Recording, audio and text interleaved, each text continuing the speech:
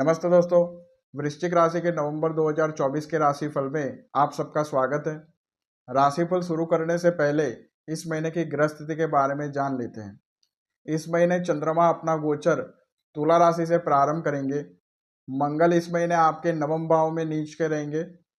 बुध आपके लगन में रहेंगे और बृहस्पति आपके सप्तम भाव में वक्री रहेंगे। शुक्र 7 नवंबर तक आपके लगन में रहेंगे और 7 नवंबर से आपके सेकंड हाउस में चले जाएंगे। और शनि आपके फोर्थ हाउस में 14 नवंबर तक वक्री रहेंगे। 15 नवंबर को ये मार्गी हो जाएंगे। और सूर्य आपके 12th हाउस में नीच के रहेंगे 16 नवंबर तक और 16 नवंबर से ये आपके फर्स्ट हाउस में चले जाएंगे। इस समय राहु आपके 5th हाउस में रहेंगे और केतु आपके 11th हाउस में रहेंगे। आइए राशिफल की शुरुआत करते हैं। सबसे पहले आपके स्वास्थ्य के बारे में बात करेंगे तो आपके षष्ठेश और लग्नेश मंगल नवम भाव में नीच के रहेंगे और मंगल पर राहु की दृष्टि रहेगी। तो आपके छठे भाव पर शनि और सूर्य की दृष्टि रहेगी। आपके लगन पर शनि राहु और बृहस्पति की दृष्टि रहेगी और द्वादश भाव में सूर्य नीच के रहेंगे और मंगल की दृष्टि में रहेंगे। आपके लगन में अष्टमेश बुध भी यहाँ पर रहेंगे। तो इस महीने आपके स्वास्थ्य समस्याएं बढ़ेंगी। इस समय अनिद्रा, आंखों के रोग और इस समय ब्लड प्रेशर और हार्ट से संबंधित रोग हो सकते हैं। इस समय सिर में दर्द होना और इस समय बुखार भी हो सकता है और इस समय आपका मन काफ़ी बेचैन रहेगा। अब बात करेंगे आपके शिक्षा के बारे में। तो इस महीने आपके पंचमेश बृहस्पति सप्तम भाव में वक्री रहेंगे और पंचम भाव में राहु यहाँ रहेंगे और लगन में बुध रहेंगे। तो इस समय स्टूडेंट्स का पढ़ाई में मन लगेगा, आपकी मेमोरी पावर भी बढ़ेगी, आपका कंसंट्रेशन लेवल इस समय बढ़ेगा और मेडिकल फील्ड के स्टूडेंट्स को इस समय सफलता मिल सकती है। इस समय पंचम भाव में राहु के होने पर बाधाएं अवश्य आएंगी, मगर इस समय आप दृढ़ निश्चय के साथ पढ़ाई में आप आगे बढ़ सकते हैं और पढ़ाई में आपको सफलता की प्राप्ति होगी। अब बात करेंगे आपके कार्यक्षेत्र, व्यापार और नौकरी के बारे में। तो इस महीने आपके 10वें जो है वो सूर्य है और वो आपके 12वें भाव में नीच के रहेंगे 16 नवंबर तक और मंगल की दृष्टि में भी रहेंगे। दसम भाव पर शनि की दृष्टि है और सप्तमेश आपके शुक्र 7 नवंबर तक लगन में रहेंगे और अपने भाव को दृष्ट करेंगे। 7 नवंबर को ये आपके सेकंड हाउस में चले जाएंगे और यहाँ पर बृहस्पति वक्री है सप्तम भाव में और यहाँ लगन में सूर्य बुध की युति 16 नवंबर से होगी। बुध आदित्य योग होगा और वो सप्तम भाव पर उसकी सूर्य बुध और शुक्र की दृष्टि भी रहेगी। तो यहाँ इस महीने कार्य क्षेत्र में आपके वरिष्ठों से संबंध यहाँ पे बिगड़ सकते हैं। इस समय नौकरी में कष्टदायक स्थिति रहेगी और इस समय नौकरी छूटने का खतरा भी बना रहेगा। इस समय 16 नवंबर के बाद से धनेश, लाभेश और दशमेश की यहाँ पर दृष्टि संबंध बनेगा। तो व्यापारियों के लिए काफ़ी अच्छा वक्त रहेगा। व्यापारियों को लाभ में वृद्धि होगी और इस समय अच्छा धन लाभ भी होगा। अब बात करते हैं आपके रिश्तों के बारे में। तो यहाँ आपके सप्तमें शुक्र है जो कि 7 नवंबर तक आपके लगन में रहेंगे और अपने भाव को दृष्ट करेंगे। सप्तम भाव में बृहस्पति वक्री है और लगन में बुध और सूर्य की युति 16 नवंबर से होगी और यहाँ पर आपके 10वें सूर्य 12वें भाव में नीच के रहेंगे, मंगल की दृष्टि में भी रहेंगे और दसम भाव पर शनि की दृष्टि रहेगी। तो इस समय 7 नवंबर तक वैवाहिक जीवन के लिए समय सामान्य रहेगा। इस समय वैवाहिक सुखों की प्राप्ति होगी और जो अविवाहित लोग हैं उनको भी यहाँ पर विवाह के अच्छे रिश्ते आ सकते हैं।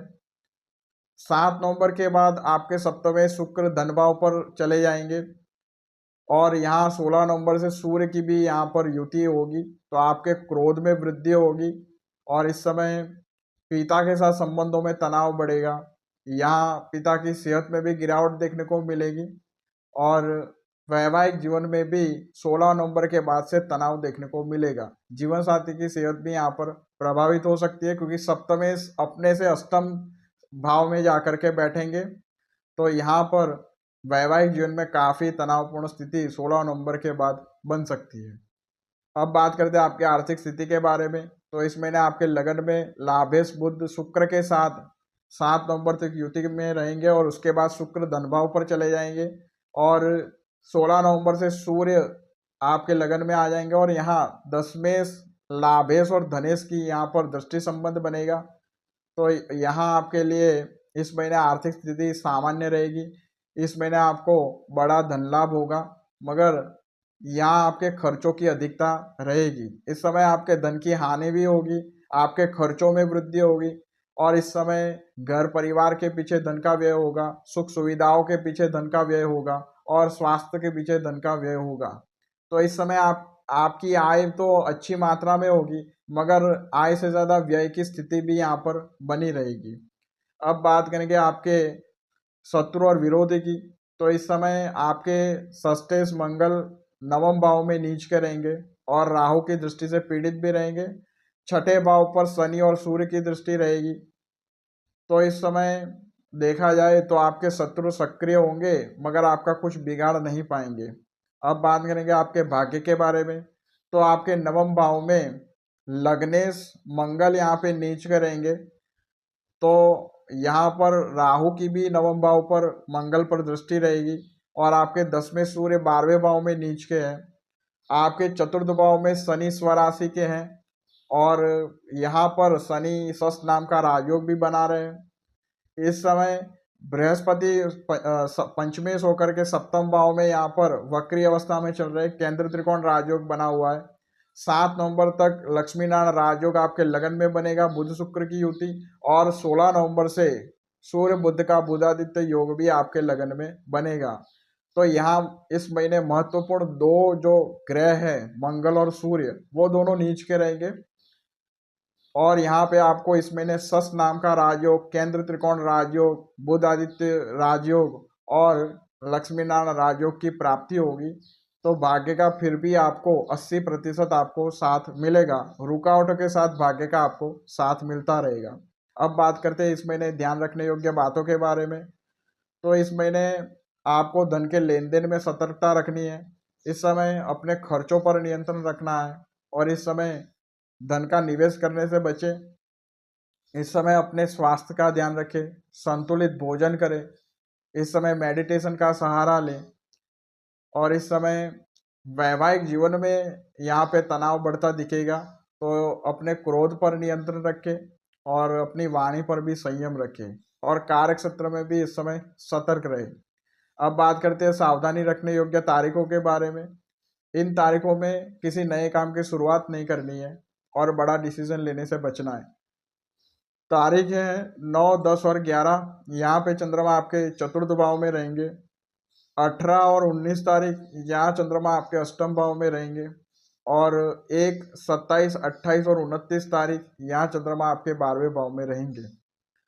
उपाय की बात करते हैं तो सूर्य, मंगल और शनि के मंत्रों का आपको जप करना है। सूर्य का मंत्र है ओम ह्राम ह्रीं ह्रौम सह सूर्याय नमः। शनि का मंत्र है ओम सम शनैश्चराय नमः और मंगल का मंत्र है ओम क्राम क्रीम क्रौम सह भौमाय नमः। इन मंत्रों का आप जप करें और नित्य हनुमान चालीसा का पाठ करें। उम्मीद करता हूँ दोस्तों आपको ये वीडियो पसंद आई होगी। मिलता हूँ आपसे नेक्स्ट वीडियो में। नमस्कार।